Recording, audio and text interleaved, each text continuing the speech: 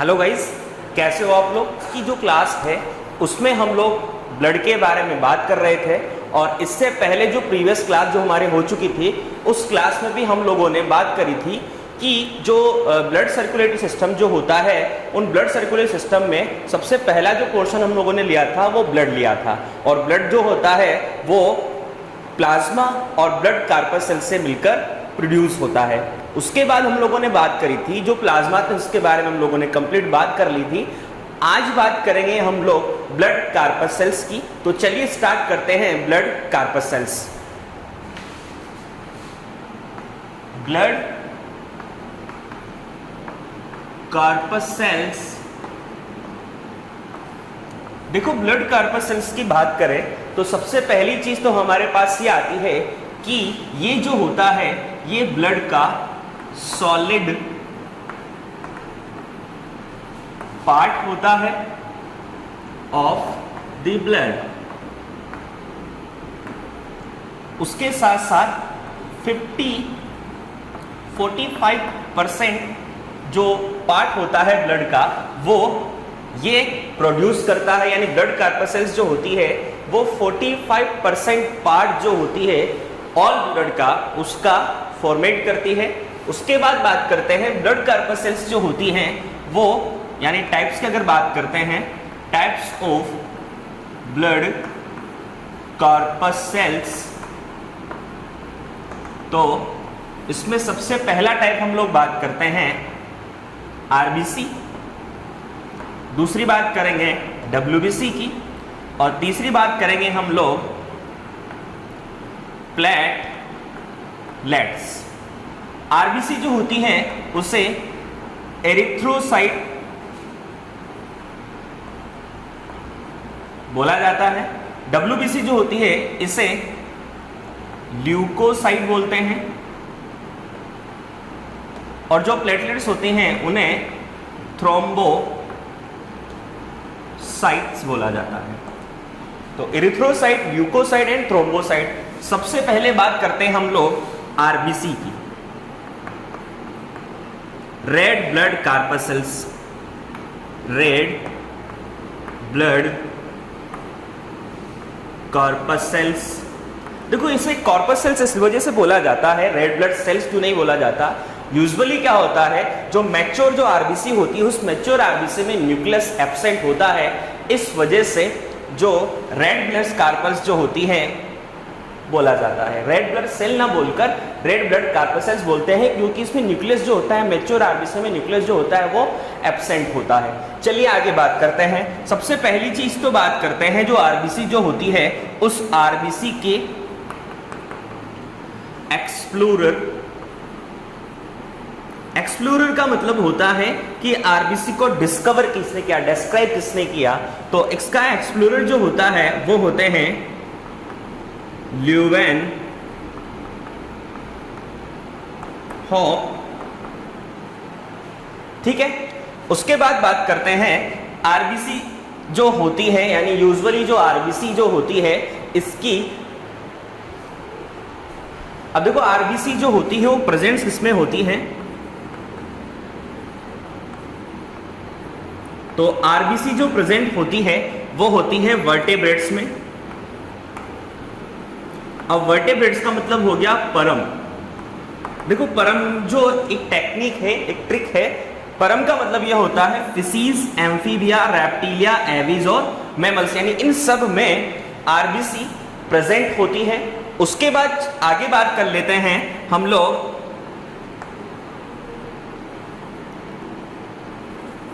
Size की। अब देखो इसके साइज की अगर बात करते हैं, आरबीसी की साइज की अगर हम बात करते हैं तो 7.5 म्यू मैमल्स जो होते हैं उनमें इसकी साइज 7.5 म्यू होती है। उसके बाद आगे बात करें साइज से रिलेटेड, तो जो लार्जेस्ट जो साइज होती है वो एम्फीबिया जो होता है उस एम्फीबिया में होती है। तो देखो लार्जेस्ट साइज एक एनिमल होता है एम्फीयूमा, जो एम्फीबिया का एनिमल होता है,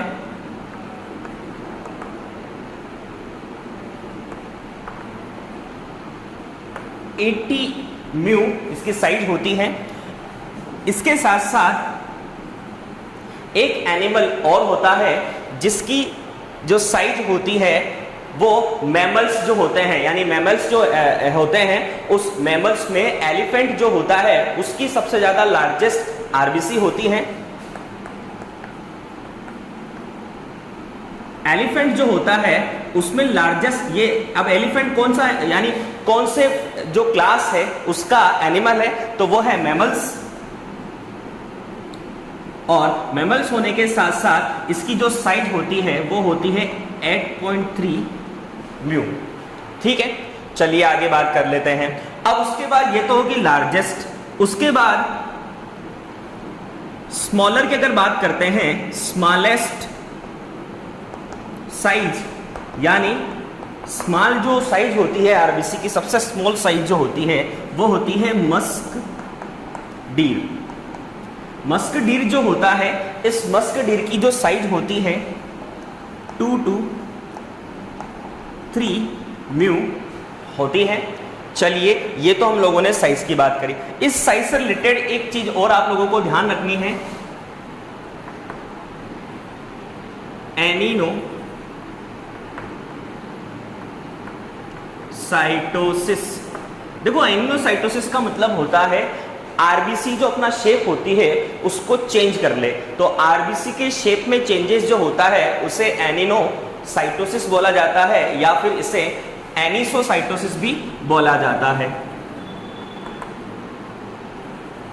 एनिसोसाइटोसिस इसका मतलब होता है आरबीसी का जो शेप होता है उसमें चेंजेस। ठीक है, ये हो गई बात। अब उसके बाद बात करते हैं शेप की। देखो, शेप से रिलेटेड दो चीजें हैं हमारे पास। मेन चीज, पहली चीज आती है शेप की, तो जो मैमल्स होते हैं, मैमल्स में जो शेप होता है वो सर्कुलर एंड बाई कनकेव।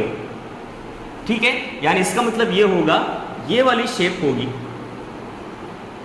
अब ये वाली शेप जो प्रोड्यूस हुई वो कैसे, ऐसे सर्कुलर शेप था, तो सर्कुलर शेप यहां से पीछे से फ्री होने की वजह से, यानी फ्री स्टार्ट हुई और फ्री स्टार्ट होने से दबने की वजह से, प्रेस होने की वजह से इस शेप का आ गया। तो सर्कुलर एंड बाई कनकेव किसमें होता है? मैमल्स में। अब मैमल्स में ये होता है, तो हमने अभी देखो ये ट्रिक देखा था परम, this is amphibia, reptilia, Abies और मैमल्स। तो मैमल्स में तो कैसा होता है? Circular by concave. तो यहां पर जो फिशीज, एम्फीबिया, रेप्टिलिया और एबीज जो होंगे, इनमें होगा Oval shape and by convex, इस शेप का। अब देखो एक चीज और, मैमल्स की जो मैच्योर आरबीसी जो होती है उसमें न्यूक्लियस एब्सेंट होता है, तो न्यूक्लियस एब्सेंट और यहां पर न्यूक्लियस प्रेजेंट। ये वाली बात हो गई। तो ये हम लोगों ने बात करी शेप के बारे में। ठीक है, शेप के बाद बात करते हैं नंबर्स की। देखो, नंबर्स में एक चीज आती है हेमेटोक्रीट वैल्यू। हेमेटोक्रीट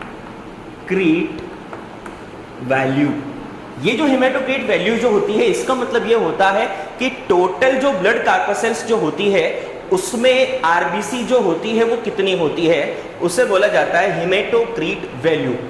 टोटल ब्लड कार्पसेल्स में से जो आरबीसी होती है वो कितनी होती है, वो होती है हेमेटोक्रीट वैल्यू। और इस हेमेटोक्रीट वैल्यू को निकालने के लिए, यानी इसको मेजर करने के लिए एक इक्विपमेंट की रेस्पॉन्स, यानी इक्विपमेंट जो होता है उसकी बहुत ज्यादा रेस्पॉन्सिबल होता है, यानी बहुत ज्यादा रेस्पॉन्सिबल होगा। तो वो इक्विपमेंट क्या होता है, उसकी रिक्वायरमेंट क्या होती है, वो बात करते हैं। तो इसका, यानी इसको मेजर करने के लिए इक्विपमेंट जो होता है वो होता है हेमेटोसाइटोमीटर। ये हेमेटोसाइटोमीटर जो होता है वो मेजर करता है आरबीसी के काउंट को, यानी आरबीसी का जो काउंट होता है उसको कौन मेजर करता है? हेमेटोसाइटोमीटर। चलिए अब बात करते हैं नंबर्स की। तो नंबर्स में सबसे पहली चीज आती है मेल और दूसरी आती है फीमेल।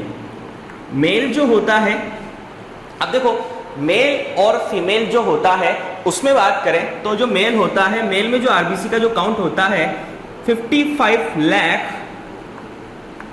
MMQ पर 100 ml जो ब्लड होता है उसमें होती है, यानी 100 ml ब्लड में 15 लाख MMQ जो नॉर्मल मेल होता है उसमें आरबीसी प्रेजेंट होनी चाहिए। उसके बाद जो फीमेल होते हैं, फीमेल में 45 लाख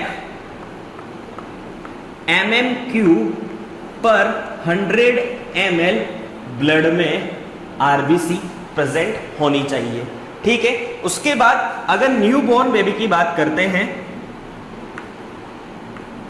तो न्यूबॉर्न बेबी जो होता है उसमें 68 लाख MMQ पर 100 ml ब्लड जो होता है प्रेजेंट होनी चाहिए। उसके 100 ml ब्लड में 68 लाख MMQ के बराबर आरबीसी प्रेजेंट होनी चाहिए। ये तो हो गई सारी बातें। अब अगर आरबीसी जो होती है, यानी आरबीसी का जो काउंट होता है वो अगर इंक्रीज हो जाता है तो देखो माउंटेन्स जो हिल्स जो होती हैं, हिल्स में रहने वाले जो यानी माउंटेन्स यानी माउंटेन का जो रीजन होता है, एरिया जो होता है, उसमें रहने वाले जो ह्यूमन बीइंग होते हैं उनकी जो आरबीसी होती है वो नॉर्मल जो ह्यूमंस जो होते हैं उनसे ज़्यादा इंक्रीज होती है, यानी बहुत ज़्यादा कंसंट्रेशन में होती है, नंबर्स में होती है।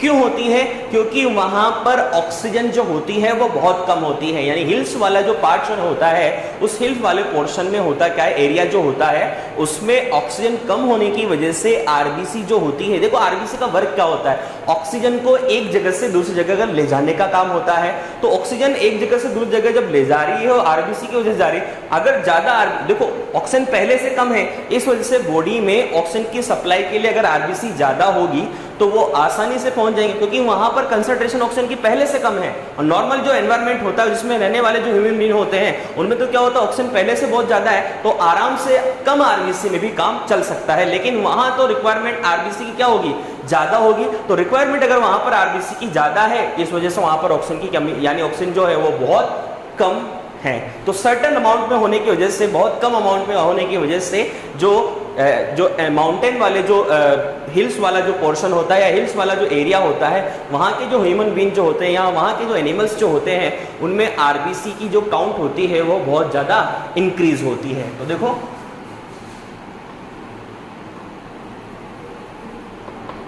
इंक्रीज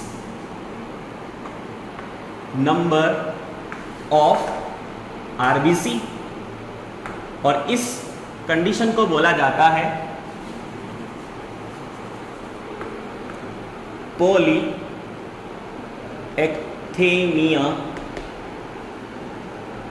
देखो पॉलीएक्थेमिया जो होता है इसका मतलब ये होता है कि आरबीसी जो है वहां पर इंक्रीज हो रही है पॉलीएक्थेमिया में। तो ये कौन सी जगह होता है, जो माउंटेनस एरिया जो होता है वहां पर आरबीसी की जो काउंट होती है वो इंक्रीज होती है। अब डिक्रीज की अगर बात करते हैं, डिक्रीज नंबर ऑफ आरबीसी की अगर बात करते हैं तो उसे बोलते हैं एरिथ्रोसाइटोपिनिया। एरिथ्रोसाइटोपिनिया रीजन अगर कहां होगा, देखो एनीमिया जो होता है उस एनीमिया में होता क्या है, जो आरबीसी की जो काउंट होती है वो कम हो जाती है, डिक्रीज हो जाती है, तो आरबीसी का डिक्रीज होना कहलाता है एरिथ्रोसाइटोपिनिया। तो एरिथ्रोसाइटोपिनिया का मतलब होता है आरबीसी का जो कंसंट्रेशन होता है, आरबीसी के जो नंबर्स होते हैं वो डिक्रीज अगर हो जाते हैं तो उसे एरिथ्रोसाइटोपिनिया बोला जाता है। और इसका रीजन अगर हम बात करें तो एनीमिया। ये हो गए हमारे पास बात। अब उसके बाद अगर हम लोग आरबीसी के लाइफ स्पान की अगर हम बात कर लेते हैं तो आरबीसी का जो लाइफ स्पान होता है, लाइफ स्पान आरबीसी का जो होता है वो 120 डेज होता है मैमल्स में,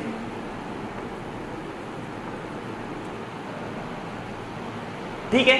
उसके बाद सबसे ज्यादा हाईएस्ट जो होता है life span, highest life span जो होता है वो डॉग का होता है 124 डेज। तो डॉग की आरबीसी का जो लाइफ स्पान होता है वो 124 डेज होता है और मैमल्स जो होता है उसका 120 डेज होता है। अब हम आरबीसी के फॉर्मेशन की बात करते हैं। तो आरबीसी का जो फॉर्मेशन होता है वो कैसे होता है, कौन सा हार्मोन जो होता है उसको एक्साइट करता है, उसके बारे में बात करेंगे और किस तरह से प्रोसेस में कंप्लीट होता है और कहां से होता है, वो सारी बातें करेंगे। तो बात करते हैं, देखो आरबीसी के फॉर्मेशन की बात करते हैं। फॉर्मेशन ऑफ आरबीसी,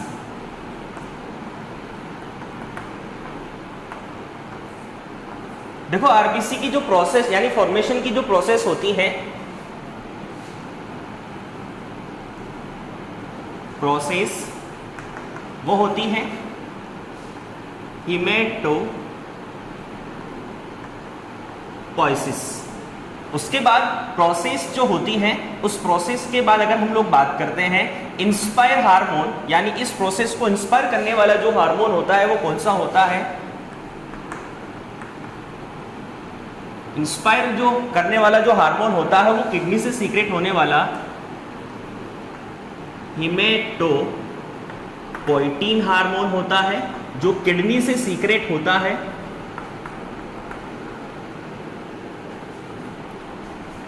ठीक है।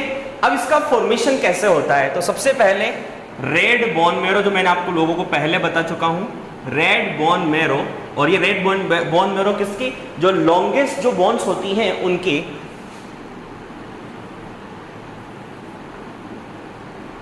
ये रेड बोन मैरो जो होती है उसमें एक सेल होती है जिसे बोलते हैं स्टेम सेल।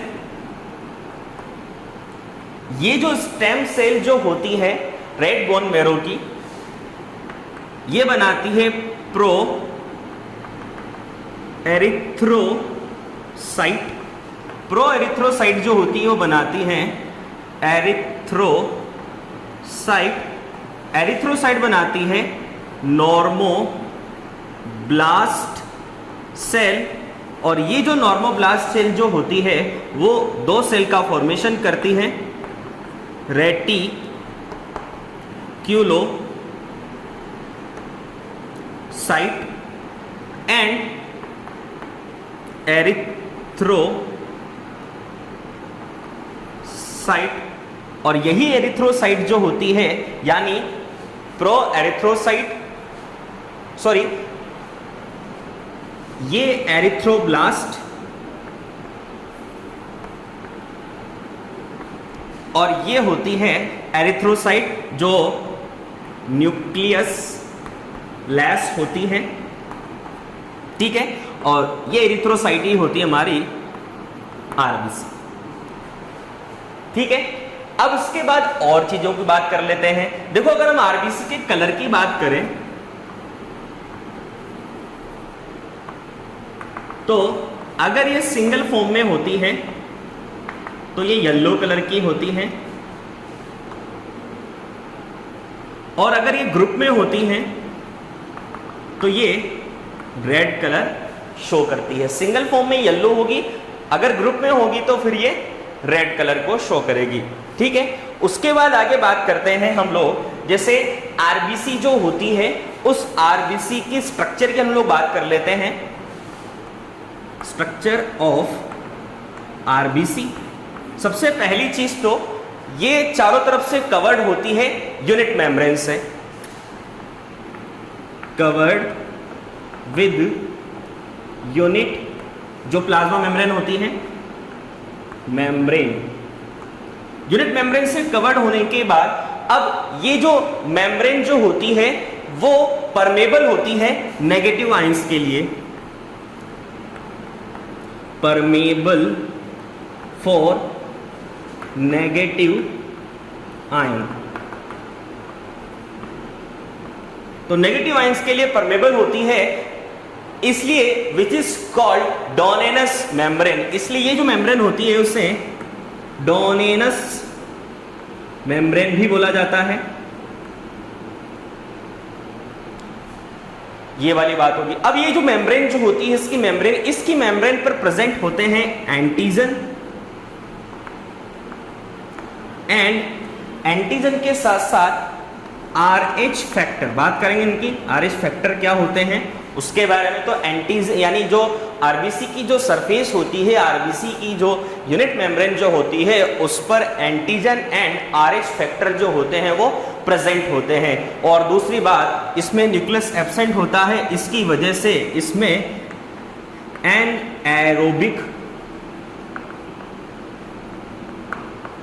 रिएक्शन जो होती है वो कंप्लीट होती है। आगे बात कर लेते हैं इसका जो साइटोप्लाज्म जो होता है, इसके साइटोप्लाज्म में हीमोग्लोबिन के साथ साथ ये हीमोग्लोबिन 25 to 30%, हीमोग्लोबिन के साथ साथ वाटर,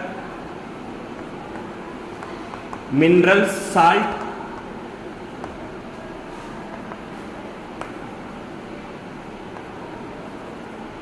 स्ट्रोप्सिन प्रोटीन।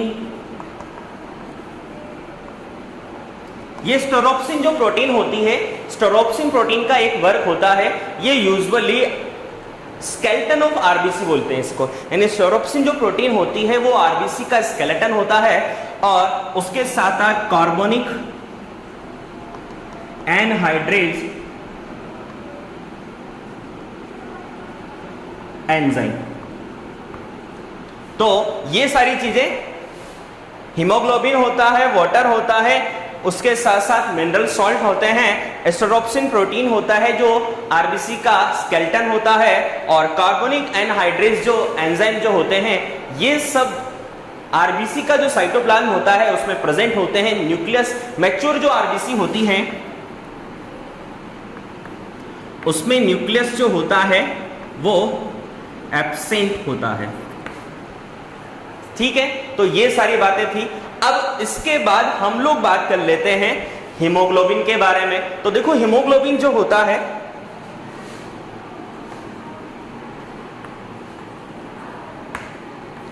पहली बात तो हीमोग्लोबिन जो होता है वो रेस्पिरेटरी पिगमेंट होता है। रेस्पिरेटरी पिगमेंट होने के साथ साथ हीमोग्लोबिन जो होता है वो हीमोग्लोबिन आरबीसी के अंदर कंप्लीटली, यानी आरबीसी जो होती है उस आरबीसी के अंदर जो साइटोप्लाज्म जो होता है उसमें फिल होता है। ठीक है, उसके बाद बात करते हैं हीमोग्लोबिन की। तो हीमोग्लोबिन का जो वर्क होता है वो ऑक्सीजन से बॉन्डिंग का होता है, यानी हीमोग्लोबिन का 1 मॉलिक्यूल ऑक्सीजन के 4 मॉलिक्यूल से कॉम्पैक्ट होता है, कॉन्ट्रैक्ट होता है, कनेक्टेड होता है। उसके बाद बात करते हैं हीमोग्लोबिन जो होता है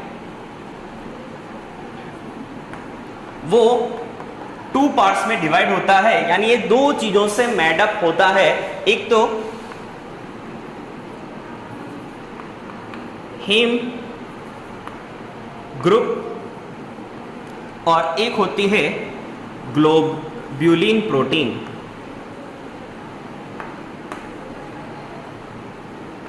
देखो हीम ग्रुप जो होता है वो बना होता है Fe+2 आयन, और जो ग्लोबुलिन प्रोटीन होता है वो 4 पॉलीपेप्टाइड चेन होती हैं, 4 पॉलीपेप्टाइड चेन।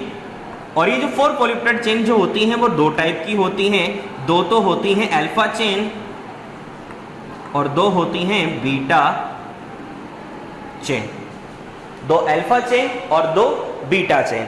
अब इसके बाद बात कर लेते हैं हीमोग्लोबिन जो है उसकी क्वांटिटी की, यानी नॉर्मल ह्यूमन बीइंग जो होता है, इस नॉर्मल ह्यूमन बीइंग में हीमोग्लोबिन की जो क्वांटिटी होती है वो कितनी होती है। तो ये देखिए क्वांटिटी अगर बात करते हैं तो जैसे मेल की बात करते हैं, मेल की क्वांटिटी की, तो वो होती है 14 to 16 ग्राम पर 100 ml जो ब्लड होता है उसमें। और जैसे फीमेल की अगर हम लोग बात करते हैं तो फीमेल में होती है 12 to 14 ग्राम पर 100 ml ब्लड में। तो ये इसकी क्वांटिटी होती है। अब आगे बात कर लेते हैं कि जो हीम ग्रुप जो होता है, इस हीम ग्रुप का जो आयरन जो होता है यानी Fe जो होता है, ये तो लिवर में स्टोर हो जाता है, यानी ये जो पोर्शन होता है वो तो लिवर में स्टोर हो जाता है। उसके बाद जो ग्लोबुलिन जो प्रोटीन होती है, ये ग्लोबुलिन प्रोटीन जो होती है वो डिस्ट्रॉय होती है, यानी कन्वर्ट होती है एमिनो एसिड में, क्योंकि पॉलीपेप्टाइड चेन होती है। तो पॉलीपेप्टाइड चेन होने की वजह से यानी ये जो कन्वर्ट होगी या ये डिस्ट्रॉय जो होगी वो एमिनो एसिड में डिस्ट्रॉय हो जाएगी, क्योंकि एमिनो एसिड में डिस्ट्रॉय होने के बाद फिर लास्ट में कुछ सर्टेन अमाउंट में बिलिरुबिन और बिलिवर्डिन बचता है, जिसे फेसेस की फॉर्म में बाइल पिगमेंट जो होते हैं, यानी बिलिरुबिन और बिलिवर्डिन जो बाइल पिगमेंट जो होते हैं, उन्हें फेसेस की फॉर्म में डिस्चार्ज कर दिया जाता है बॉडी से। तो इस तरीके से ये सारी चीजें होती हैं। अब एक चीज और आती है, आरबीसी जो होती है,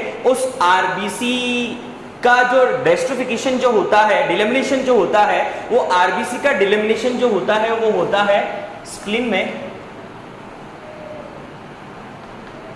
एंड लिवर में। यानी आरबीसी डेस्ट्रॉय कहां होती है? दो ऑर्गन्स, स्प्लीन एंड लिवर में। ठीक है। अब स्प्लीन जो होता है उसे सेमेट्री ऑफ आरबीसी बोला जाता है, यानी dead RBC, cemetery of dead RBC जो होता है वो स्प्लीन को बोला जाता है। और इस तरीके से हम लोगों ने आरबीसी का पूरा कंप्लीट डिस्क्रिप्शन किया। तो आज हम लोगों ने आरबीसी के बारे में बात करी, कल बात करेंगे डब्ल्यूबीसी के बारे में। Thank you.